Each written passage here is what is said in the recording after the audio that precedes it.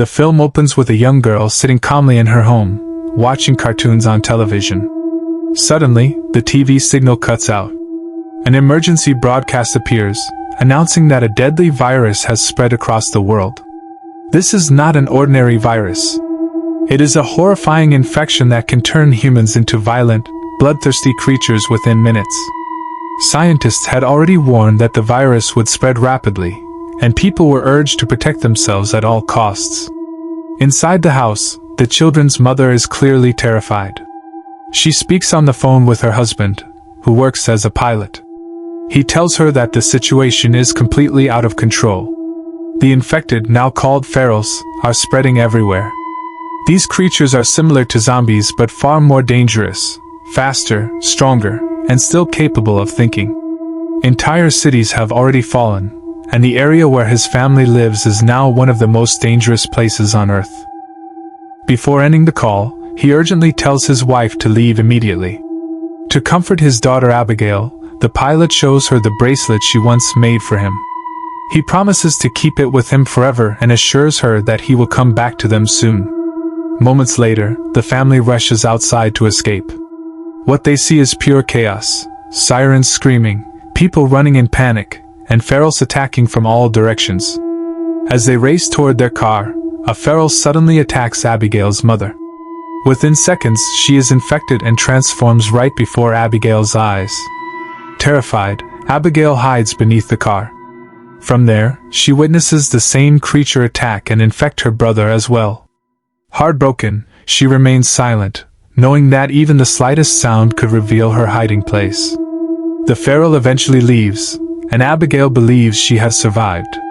But then her own mother, now fully transformed, spots her and charges forward to kill her. A gunshot rings out. Abigail watches as her mother collapses. A man named Cassius has shot her, saving Abigail's life. He gently pulls the shaking girl from beneath the car and holds her close, trying to comfort her. That's when he notices Abigail staring at her brother, who is in the final stages of transformation. Cassius tells Abigail to cover her ears, then shoots her brother, ending his suffering. In just a few minutes, Abigail's entire world is destroyed. Her whole family is gone. From that moment on, Cassius becomes her only family, her protector, her teacher, and her guardian.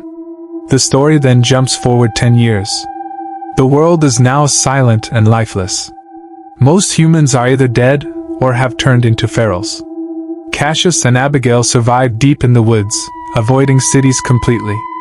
Abigail is no longer a frightened child. Under Cassius's harsh training, she has grown into a skilled fighter and survivor. One day, while training, they spot a man being chased by ferals. Cassius decides this will be a test for Abigail. He hands her his sniper rifle and orders her to save the man and eliminate the ferals. Before she fires, Cassius tells her to calm herself, breathe, aim carefully, and pull the trigger. Abigail follows his instructions, but in her rush to prove herself, she fails to notice the human near her target. She fires, and accidentally kills the survivor. This mistake is devastating. In a world where humans are nearly extinct, she has killed one of the last survivors. Cassius angrily scolds her, then moves in and finishes off the remaining ferals. Knowing the dead man will soon turn, Cassius decapitates him. He then searches the man's car for supplies and even takes his shoes, since his own are worn beyond use. Suddenly, they are surrounded by armed vehicles filled with survivors. Seeing Cassius wearing their friend's shoes and noticing the gunshot wound, they assume Cassius murdered him for supplies. Enraged, they point their weapons at him. Before violence erupts, a pregnant woman named Megan steps forward and begs everyone to stop, reminding them that human lives are rare and precious. Before any decision can be made, another disaster strikes. The noise attracts a massive horde of ferals. They come running from all sides, moving far too fast to escape by vehicle. The survivors take cover and fight back, but their ammunition quickly runs out. One by one, they are overwhelmed and infected. Only 4 people survive: Cassius, Abigail, Megan, and Megan's husband, David. While the ferals feast on the others, the 4 escape in a car. Unbeknownst to them, The newly infected group now follows a furious alpha feral, once a human survivor, who swears revenge on Cassius and begins tracking his scent. While driving, Cassius asks where they are headed. Megan explains that they want to reach the colony, also called Boat Town, an underwater settlement made of large ships where human survivors live safely, complete with doctors and facilities. Abigail is filled with hope at the thought of living among people again. Cassius is skeptical, having never seen such a place, but eventually agrees to help them reach it. Their journey is cut short when the car breaks down. With no tools, David cannot fix it, forcing them to continue on foot. Along the way, Abigail recognizes an old airfield where her father once worked. She suggests they check for a plane. Though doubtful, Cassius agrees. Inside the airfield, all planes are gone, except for one old, damaged aircraft in a garage. David believes he can repair it. As ferals approach rapidly, Abigail takes the pilot's seat, recalling everything her father once taught her. Just as the zombies break through the fence, the plane's engine roars to life. Despite being attacked and damaged during takeoff, Abigail successfully gets the plane airborne. Their relief is short-lived. The old engine begins to fail midair. Cassius helps Abigail crash the plane into a tree, minimizing damage. They survive with minor injuries and realize they have reached their destination area. That night, Megan thanks Cassius for saving their lives. This emotional moment causes Cassius to open up. He reveals that he once had to kill his own infected wife and vowed never to care for anyone again, until he found Abigail and raised her as his daughter. The next day, they encounter a beautiful farmhouse with electricity and food. The owner, a scientist, welcomes them warmly.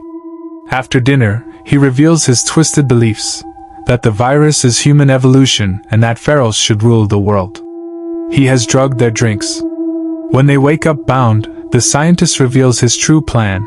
He controls zombies using a device and wants to rule the world through them. Chaos erupts, and David, who has secretly been infected, uses his enhanced strength to fight back. They escape, but the scientist pursues them relentlessly. David eventually sacrifices himself so Megan, Abigail, and Cassius can escape. They reach the underwater colony, where ferals cannot survive. Megan gives birth but dies from blood loss, entrusting her baby to Cassius. Later, the scientist returns with Alpha Feral, who turns out to be Abigail's father, still wearing her bracelet. Abigail is frozen in shock but ultimately kills him to save Cassius, realizing Cassius is her true father. The colony is destroyed to wipe out the ferals. Survivors escape and find a small island where they decide to build a new home. Cassius finally accepts that people are not a weakness, but strength. Together, they begin again, free from ferals, with hope for the future.